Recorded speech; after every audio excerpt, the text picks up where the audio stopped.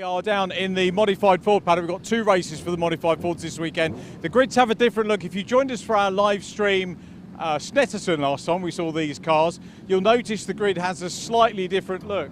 I was going to see if we could grab one of the drivers. I might go and see if we can have a quick word with Graham Waite, because I've known this guy racing for absolutely years and years and years. Are we all right to just say a quick hello to Graham? Hi Graham, nice to have a Flying Scotsman down. Well, I wouldn't know about the Flying Scotsman, but certainly one at the front. My son. That's your boy, isn't it? I was just saying, I've been watching you. I used to watch you racing the Hillman Imp in the hot rod days, and car racing is something that's never left you. No, definitely not. It's just the age is beating me now. But you still enjoy it? Oh yeah. Tell us a bit about the car. Sorry? Tell us a little bit about the car. Four-wheel drive. It's got 550, 560 horsepower.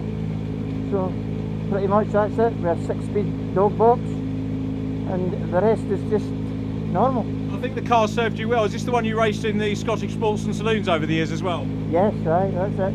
I've had it since, unfortunately, since Princess Diane died. Oh wow. So that's how old it is. Well, it's great to see you and your son down here racing. Wish you well for the race. Have a good one. Thanks, Graham. Thank you very much. Thanks, Richard. Yeah, modified Fords indeed making their way around the circuit then. The modified Ford series, which has been racing with the BRSCC now for the full 2022 campaign, and really great turnout of cars here. Some really fantastic machinery out there, and because it is only a series, it means that I can put the points spreadsheet away for a minute and just focus on what should be a really entertaining race, although Paul Neville definitely starts it as the clear favourite. He gets his Mark II Ford Escort onto pole position by a second and a half over Gary Waite, with Jack Gadd and Pip Finney on row 2, with Rory Jose and Malcolm Harding on row number 3. Dave Cockle, regular in his Escort Cosworth, starts 7th on the grid alongside Alex Boehm, with Chris Baker in the Mark III RS 1600 lining up 9th alongside the Ford Puma of Justin Puller. There are a number of Ford Pumas racing on the grid, and they tend to get themselves together by the end. Tony Paxman and John Edwards Parton share the 6th row. Row 7 for Tim Sandu in his ST150 Ford Fiesta, another place where you can go and race a Fiesta ST150, and he's got Kevin Hadfield's Puma for company on row number 7 of the grid, yes. 8th row for Jason Stone and Richard Sanders, another two of those ST150s, with Dave Barrett's Mark IV Fiesta and Anton Martin, who at some point I will call Aston, I'm sure, in the Mark III RS 1600 as well. Graham Waite in the Sapphire Cosworth is on the 10th row of the grid. Mark Hadfield alongside him. The back row shared by Lloyd Jameson's Escort Cosworth and the Mark I Focus of Paul Solver. Rolling start for the modified Fords as well, because these cars do not have clutches which will stand up particularly well to a standing start. So the RunYourFleet.com safety car becomes the RunYourFleet.com pace car for a lap as it paces the field around the scenic Cadwell Park circuit, which, apart from that shower we had during our first Clubman race, has really spoiled us with the weather today. Lovely sunny weather and open dry track conditions as well. Hopefully will now treat us to another entertaining race. So, cars then coming wheel to wheel out of the final corner.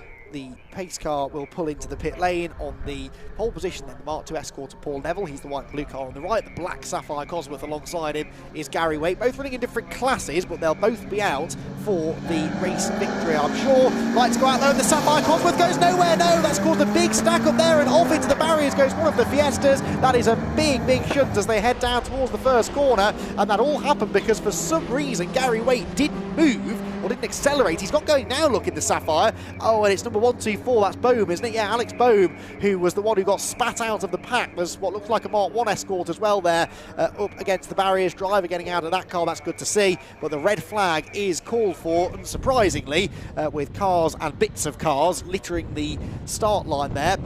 Yeah, Gary Waite just for some reason didn't accelerate from second on the grid, and he that caused a big stack up. I noticed that Malcolm Harding got rear-ended, everyone on the inside of the grid basically, so Pip Finney got into the back of Gary Waite. That meant that Harding hit Pip, and then Bohm was the next one behind on the inside line, and he didn't see whether he pushed or whether he was pushed or whether he hit the back of the car and then spun, but he lost it anyway, went into the barriers, and that has done a lot of damage to the Ford Fiesta. Didn't quite see how Tony Paxman's Escort got involved, but you can see he is out of his car already. Alex Bohm still in the car, but appears to be chatting to the marshals, and they will work to make sure that he's okay first and foremost, and then get the car out of the way. But that is not what we like to see, and unfortunately that rolling start, this is always a worry here at Cadwell, be it a rolling or a standing start. You do occasionally get a slow starter which then causes a traffic jam, and it's such a narrow part of the circuit that you don't really have the space for everyone to avoid each other, and yeah, that's what happened there. So red flag is out there, showing a checkered flag as well, but that's standard procedure these days with our timing systems. The red flags are out, they'll re-grid them in their original grid orders, and we will then hopefully get the race restarted. And whether that runs for the full 15 minutes, I don't know. It should do. We've got time. There's another qualifying session coming after this for the City Car Cup. That's only 15 minutes. Pretty sure it's a 6:30 curfew. We're actually running ahead of time by about 20 minutes, so it would have been too much to ask, I think, to get through the whole day here without a red flag, because it is just one of those circuits where it's easy to make mistakes, it's easy to get things wrong, and when it does go wrong, you often find yourself in a barrier. So the safety car is waiting for them on the start-finish line. You can see everyone touring in now. Is there damage to any other cars? Because that car, the Zaxpeed Escort, was involved in the contact. So was the black Sapphire Cosworth of Gary Waite. They were both involved with front and rear contact. Did it do any damage to either of those cars? That's the question. That whole inside line just sort of started playing bumper cars to the first corner. Well, you get to the first corner, hadn't even got to the line actually by the time the contact started. Also started to get spat out of line into the barriers. And to the final turn they come. Marshals and recovery crews already on scene down on the start-finish line. Marshals, I'm sure, will get this dealt with really as quickly as they can. The first priority is to make sure that both the drivers are okay. Then, once they've ascertained that they are and that they can get out of the cars, then they can start the quite difficult process, actually, of getting the cars removed, because a lot of people think, oh, well, you just go to the car, you hook it up to the flatbed truck and off you go, but the level of damage done to the car will directly affect how you can move it. Sometimes you can tow a car out of the way, but if it's got suspension damage or steering damage, you can't really do that, so then it needs the flatbed truck, and some cars are easier to get onto the flatbed than others. And the marshals have to make all of these decisions under quite a high pressure situation. This is not too bad for them. The red flag is preferable, honestly, because it's not eating into the rest of the race time. They can take their time a little bit to make sure it's all done properly, and then they can get the track cleared the best way that they can. See a couple of drivers there, including Gary Waite, actually, with his bonnet up. Now, Gary is looking at the car on the grid.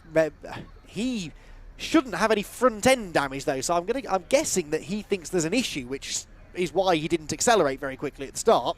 Sort of triggered all of this. He's trying to diagnose that now, whilst a few others around him are checking the cars over for damage that may or may not have been picked up in the initial incident.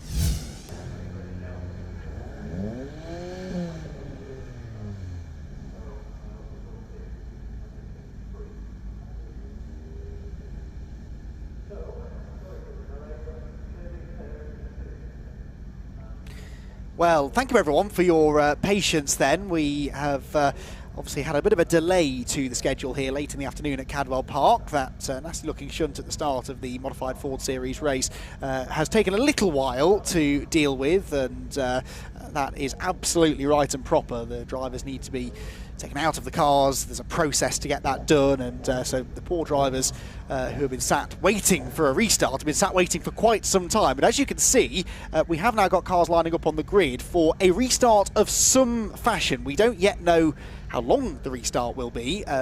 The timing screen is still telling us 15 minutes, but I would be surprised if we run a full 15-minute restart, because as we said earlier on, there is still another 15 minutes of qualifying for the Nankang Tyre City Car Cup to come at the end of the day, and a reasonably strict 6:30 curfew here at Cadwell Park. So you do the maths, it's coming up to 6:10 now. There isn't the time to do the two in full, but as soon as we get news on that restart length, we will let you know. The positives, we've got cars on the grid, and we are going to get some racing, it seems, from this first of two races for the Modified Ford Series, and a second bite of the cherry here then from the outside of the front row for Gary Waite, who sort of triggered all of that, or not him directly, but his car, by not accelerating as quickly as he would have liked, caused the big stack up behind him. So he now gets another crack at this from row number one, because of course we go back to the original grid order, minus at least two cars that will not be taking the restart, but he will be there. So too will Paul Neville from pole position, Jack Gadd and Pip Finney on the second row, the Mark 1 Escort and the Mark 3 Fiesta, and we'll see which of those is able to get the best of starts, hopefully, in the next few minutes. Great to see that plenty of spectators have stuck around, actually, to the end of the day, despite the lengthy delay here. And a big shout out as well to the marshals, not only those who were dealing with the incidents, but many of them sat out on post all around the circuit, have been sat baking in the sun, doing very little, without even any racing to distract them for the last half an hour or so. So big shout out to all of the hard work done by the marshals, and they will be back bright and early tomorrow for a full day of racing, don't forget, here at Cadwell tomorrow. It kicks off at 9 o'clock in the morning and does not finish until at least 6:05 in the afternoon. A long day out on post for them tomorrow as well, and we thank them for their hard work. So getting what I believe now is official confirmation that we're getting a full 15-minute race in then for the Modified Fords. So that is excellent news. So the full 15 minutes then we are going to see, and I sense a little bit of negotiation has gone on there to make that happen, but we are all for it. So 15 minutes of racing, we shouldn't now be too far away from getting the cars released onto their green flag lap, and that is excellent news. Just the final bits of clear up being done. I think maybe a bit of fluid being cleared up from somewhere else around the track, because of course the cars were all sat on the start-finish straight on the exit of the final corner for a while. One or two of them may well have some damage from the either contact during the incident or perhaps debris that's been left on the track and run over. So it is entirely possible, this is speculation only, but it is entirely possible that there was a little bit of fluid that needed to be cleared up, and the work has been done. And as you can see, some very, very rapid BRSCC seconds are going by now, because the 60-second goes out, 60-second board goes out, not quite 30 seconds later we get the 30-second board, and then they are released behind the runyourfeet.com pace car to head around for this rolling start. Remember, 2x2 rolling start. Off they go then onto the rolling start lap, and those that we've got left in the race looking splendid in the August sunshine here at Cadwell Park. Next hope that we have is that they all get going, and they haven't all got going. Someone has stopped, remained stopped I should say, at the back of the field, the number 19 car, that is, Graham Waite's Sapphire Cosworth. Not a good day to have a Sapphire Cosworth, is it? Gary Waite not getting going, and now Graham Waite as well, a relation of some sort clearly, also stranded on the track. So this might now lead to a further delay, unfortunately. We shall find out momentarily. The marshals can at least push it into the pit lane, hopefully, with the car right up near the pit lane entry, so they might be able to... Oh, it's got going, that's good news. So off goes Graham Waite. There is a collective sigh of relief up in race control, I'm sure, at the realisation that we don't have to further delay the start, and he will not be able to take up his original grid position, though the rule is if you fall to the very back of the field, then you have to start from the back, but if you don't fall right to the back, you're able to reclaim your grid position. So the grid then is headed by Paul Neville, the Escort Mark II, 1.5 seconds quicker than anybody else in qualifying earlier on today.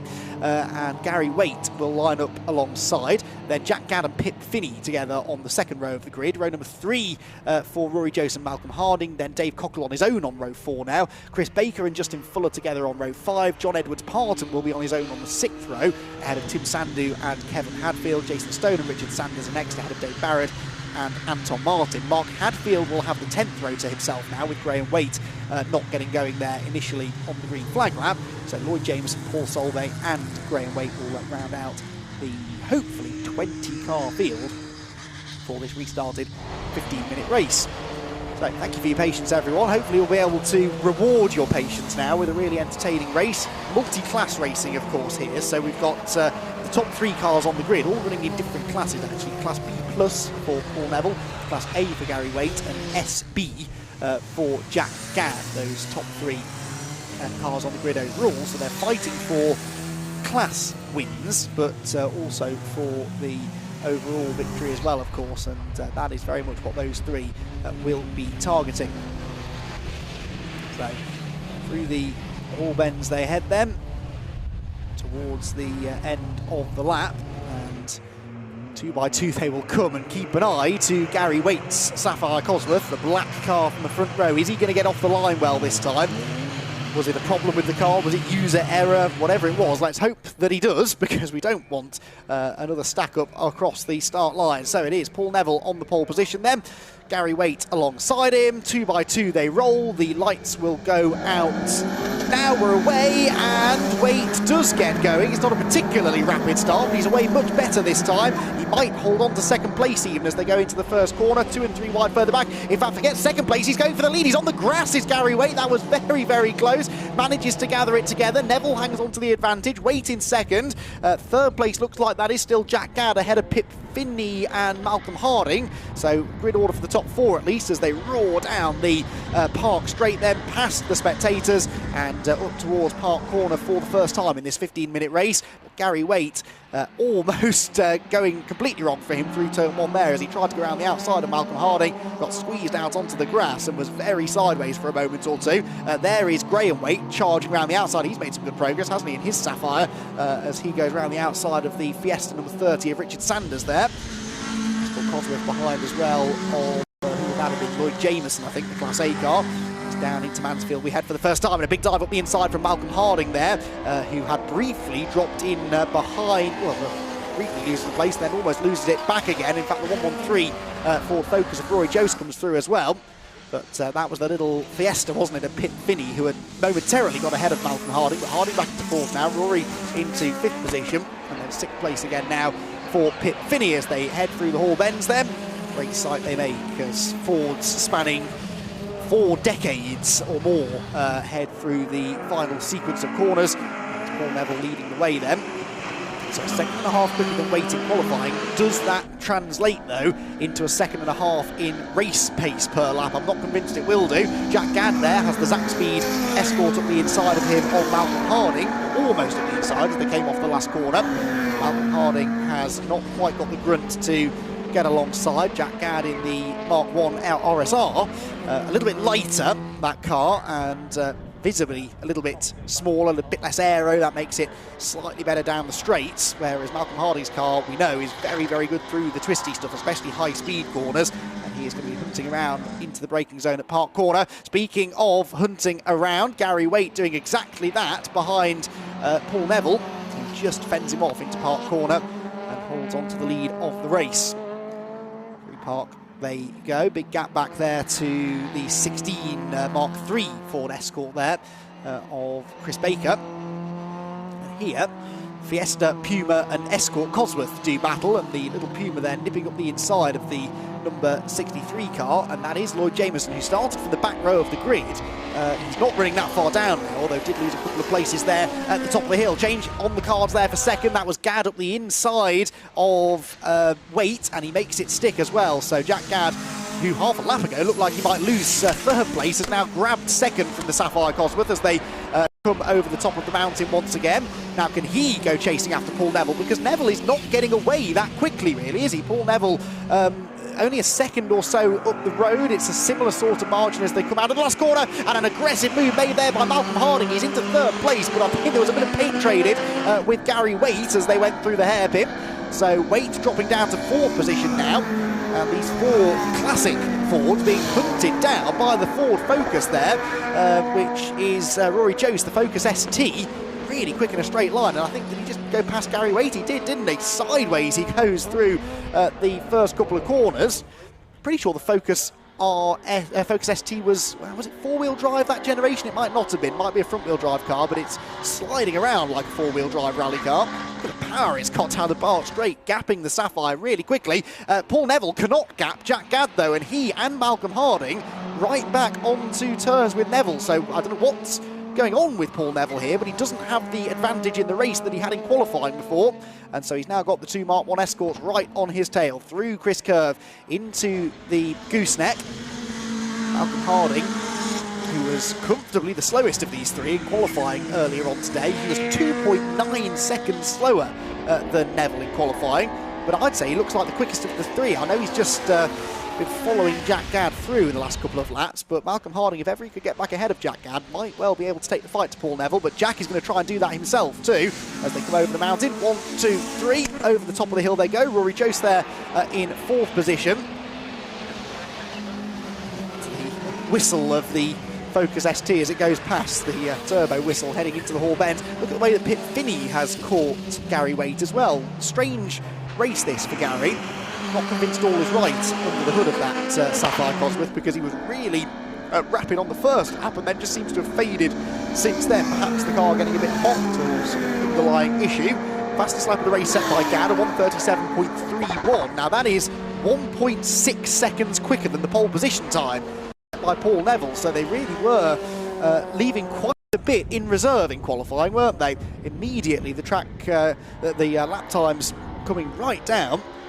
Neville does a 37.8, which is still 1.1 seconds quicker than his pole position time, so they're really finding some more performance now. Finney is ahead of Waite, by the way, so that's Finney into fifth position. The leading trio turn their way through Park Corner. There, Finney, though, has Waite coming back at him up the inside, and, well, OK, he's not lost all his fight, has he, Gary Waite?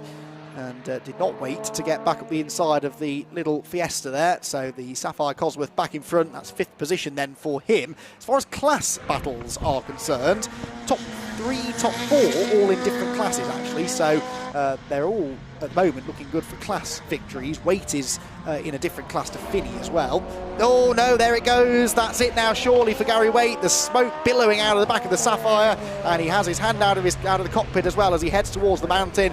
Now, was there fluid being dropped is the next question. Through the mountain he goes. It's on fire. That's not good. Fire coming out of the bottom of the Sapphire Cosworth. And he sensibly pulls into the entrance to the Parc Ferme area there in the paddock, where there will be marshals with fire extinguishers, and they can get that dealt with. So that is Gary Waite out of the race now. That was sort of coming. There was clearly an issue with that car, and it finally let go on him just as he got himself back into fifth place. So through they go. Fastest car on the track now is Rory Jost in fourth position, a 1:36.5 he does now. That was 1.6 seconds, 1.7 seconds nearly quicker than race leader Paul Neville. So Neville might be getting away from Gadd and Harding, but it's the pink Focus which is closing in on the lot of them. Heading down the park straight then, there it goes. I mean, that thing is like a rocket ship in a straight line, and probably has a little bit more traction as well through the corners, and might be looking after his tyres a bit better than the very powerful but much older machinery ahead. Fifth position on his own now then is going to be Pip Finney. There he goes in the Fiesta. Finney running second within his class at the moment, Class SB. The lead car, the B+ class car for Neville, for cars with forced induction dual valve engines over 1700cc. If you'd like to know the way that they work out the classes, because it's not just a simple power to weight ratio as you have in many other categories. As I said before, no real restrictions to the cars here. As long as they conform to the MSUK safety regulations, you can kind of do what you like with the car and they will find a class for you to race in. And that's why we get some of these really powerful, obviously highly modified cars racing at the front of the field. So Neville, Gadd, Harding, the top three. Rory Jost, though, closing in fourth position. Be interesting his lap times this time around. As up through the top end of the circuit goes the Puma. That's number 66. That is the car of Kevin Hadfield running in Class C. He was across the line though, and now Jack Gadd really fading. Checkered flag. Checkered flag is out. They have thrown the checkered flag with 6.5 minutes to go. Now, that is not the information we were given. We were told it was going to be a full 15-minute race, but they have decided not to do that, and the checkered flag goes out. So Paul Neville gets away with one, really, there, because it looked like he was going to be coming under some pressure before the end of the race, but Neville gets the victory by 1.2 seconds, Gadd in second, Harding in third, and fourth position for Rory Jose, who's the one most frustrated by that, you would imagine, because he was really carving into the advantage of the leading group. Then Finney in fifth, sixth place Baker, seventh from the back of the grid, and not getting going on the green flag lap for Graham Waite. Then it will be in eighth position, number 2, John Edwards Parton. Ninth for Lloyd Jameson, and rounding out the top 10 will be number 12, Tim Sandu. So, bit of confusion there as to what was going on with that race, but we do have a checkered flag, we do have a result. They got 5 laps of racing in the end, which they can't really be too disappointed with, and it was a very entertaining race whilst it lasted as well. It was a lap too long, really, for Gary Waite, whose Sapphire Cosworth expired pretty spectacularly. They may also have been worried about fluid on the track, because there was a slippery surface flag waving, I noticed, at the foot of the mountain. Now, what might have happened, and again, this is speculation, they might have been concerned there was fluid down, and not just from a safety perspective, but also because we've got another qualifying session to squeeze in. They realised that that was going to take a bit of time to clear up, so rather than let that eat further into the qualifying session that's coming up at the end of the day, perhaps the decision was taken to end that race early so they can get the track prepared, because the City cars, who we won't see qualified live on the live stream, but we will see race tomorrow, they are back out at 9:30 in the morning, so there's no way for them to reschedule their qualifying session for the morning. It has to be run this afternoon. So, drivers then making their way towards the podium, or Parc Ferme and podium area, and it is Paul Neville who gets himself the race victory. And there we go, we can now hopefully confirm the result, but I can tell you Neville won by 1.2 seconds in the end over Gadd second, and third for Malcolm Harding, with Rory Jose in fourth place, Pip Finney coming home in fifth, and then Baker, Jameson, Edwards, Parton, Sandu, Stone and Hadfield next in line. The class winners, there are about 14 of these classes it seems, so I'll do my best to give you them all. Obviously the top 4 overall were all class winners, so Neville, Gadd, Harding and Jose won Class B+, SB, and in fact, sorry, Harding was also B+, so he's not a class winner, but Rory Jose wins in Class A. Class B won by number 16, Chris Baker. Then C by John Edwards Parton. And I think that's it, isn't it? Yeah, so 6 classes in the end. May have been exaggerating slightly. But whoever you are, you had a class to race in, and you had a class battle to be a part of, which was nice to see there from the Modified Ford Series. So those drivers will be hopefully starting to get out of their cars and make their way down towards the podium area. We'll very shortly catch up with Richard John Neal from down there, who I'm sure has enjoyed his first visit to Cadwell Park in, I think he was telling me 20 years or so. It's been a typical Cadwell Park day, I think. Some really spectacular racing. It's a fearsome place to come racing this, but the drivers in the BRSCC series, particularly some of the one-make championships, they don't hold back, even around a tight, twisting, narrow circuit such as this one, and they've produced some really good racing for myself and Richard and everyone here at Cadwell Park to enjoy. So for the final time then today, we will head down to the podium area, and Richard John Neal. Thanks very much, Andy. Yeah, it's been a lovely day. It's been wonderful to be back at Cadwell Park. Not had the opportunity, as you say, to work here for quite a few years, and it hasn't changed very much, which is part of the magic of the place. And Kev, you were saying, Kev's my cameraman I'm talking to as well as you guys at home, we were saying that it sort of reminds of Alton Park. For me, sections of it remind me of Crystal Palace back in its heyday as well, because you've got the foliage of the trees very close to the track, narrow, twisty, great track. And we have, as you said, Andy, seen some absolutely terrific racing over the course of the day. As we wait for the final podium, we do have a couple of drivers coming down the path now from Parc Ferme, so hopefully we'll be able to Scott Woodward has done the honours. Thank you, Scott. When he's not in the commentary box, he's working just as hard getting everybody along, which is great. So we'll see who Scott has got for us. Who have we got, Scott? Malcolm? Yep. So that's Jack, because he's got Jack on his overalls, and Malcolm Harding. Yeah, that's great. And then we've got Paul Neville as well. So we'll do. We'll get you up on the podium and we'll do it properly. There's nobody to do pictures apart from us. So well done, Paul. I'll do a handshake. Great to see you, Malcolm. Great to see you as well, and the juniors as well. Thank you very much. Good to see you, Jack. So we're going to do the podium now. We're not going to get any cheers because obviously we've got some C1s waiting to go out. Well, not C1s as well. We've got Peugeots as well. So third position, taking third position on the podium is Malcolm Harding. Well done, Malcolm. Junior, go up as well. Get the youngsters up as well. Oh, the trophies are coming as well. We'll get them once they're there. And second position, Jack Gadd. Hey, thank you. And our race winner, once again, Paul Neville. Well done, Paul. Here comes Scott with the trophies. There's no time pressure, actually, is there, in terms of the broadcast? So we can actually get a word with the three drivers, which is great. So there we go. Thank you very much, Scott Willis, for doing the honours. Cheers from afar. Well done. Thank you for that. Let's go over and grab a quick word with podium finishes. Sorry, Scott, I'm going to go right in the way, which is a bit of a pain. Malcolm, that is actually, I mean, all of the cars, all of the machinery on the grid looks superb. But for me, a particularly evocative car that you drive with those stripes and that livery, and it must be great to drive. It's an immense thing. Everyone helps me. Timmy Swogkin, Mark Fremantle, Timmy Walsh, and everyone. All the lads behind it help make it all possible to run it. It's mint, really. Good bunch of lads we race with. We're all more or less a family, really. So that's the mint. Brilliant. First time I'd seen you guys to work on them. I've watched the racing for quite a while, but the first time I saw you was at SNET, and what a meeting we had there. And we're seeing different cars come to the fore here, aren't we, as well? I mean, it's different circuits suit different cars. Yeah, I mean, you've got Matthias and a few other boys and the Turbo Sierras and so on, and Dave Cockle and his rocket ship. But yeah, it's all good, really. It's mint. And Jack and his rocket ship, I've just got to try and catch him now, haven't I? Who's the junior of the team? This is a friend of mine's little boy. He comes with us racing all the time. He's one of Jack's boys, really. Oh, right. But I've adopted little Will. What's your name? Is it Will? William. William, how old are you, William? 5. And are you going to be a racing driver? Sure. Yeah. I hope so. We look forward to seeing you on track. Malcolm, thanks very much. William, thanks for the word. C1's going out. Let's go across to Jack Gadd. Are we going to get a word out of the other youngster? Probably not. Probably too young. But well done, Jack. And again, you're in the RSR. Yep. And Matt's, is that one of the cars built by Sonny Howard's team? It's one of Sonny Howard's and Kelvin Howard, yep. So it's got a Millington in it, so yeah, it was good. They're clever guys, aren't they, the Howards? Yeah, very clever. It'll be sad when they go. What made you get one of those cars? Well, my dad's got the steel body, so Sonny recommended getting the space frame, and good fun it is. I don't know where he comes up with the ideas from, but it's a mega car. And just to fill anybody in who's not watching, so it's a space frame that they build.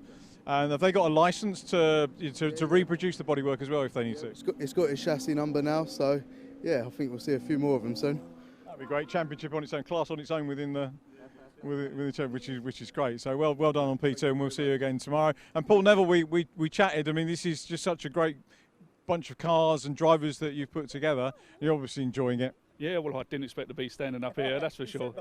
Yeah, and I spent more time looking out my rear view mirror than I did looking out my windscreen today. These boys were all over me like a rash. But we're sad to see a little bit of damage off the start, and we wish everyone well. So Tony had a bit of damage on the car, and I hope Alex is okay. Everybody puts up with engine breakages, but when it's your body work, it's just sad, isn't it? But they'll come back fighting, you know, they always do. You can't kill a Ford. What's the party tonight? Is there a sort of get together for everyone this evening? Well, we're always together, so yeah, I'm sure there'll be a few beers going around. Yeah.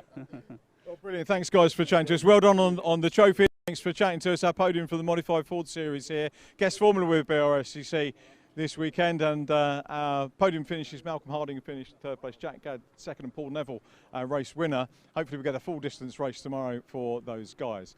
That brings us to a close for today. Again, as you've seen, the Nankang Tyre City Car Cup runners are out on track for their qualifying. We're not covering the qualifying. It's time for our cameramen to have a well-earned break and our production team to have a well-earned break. But we will be back tomorrow morning, bright and breezy, for the racing, which will include the City Car Cup runners. So we're really looking forward to that. I was told not to do big, long, lengthy thank yous, but a quick thank you to every official on the track. Thank you to everybody for watching, and all of the production team, from me, Richard, John, Neil, and Andy, our commentator, who's done a superb job all day. We'll be back tomorrow. Have yourselves a lovely evening. Take care. Bye-bye for now.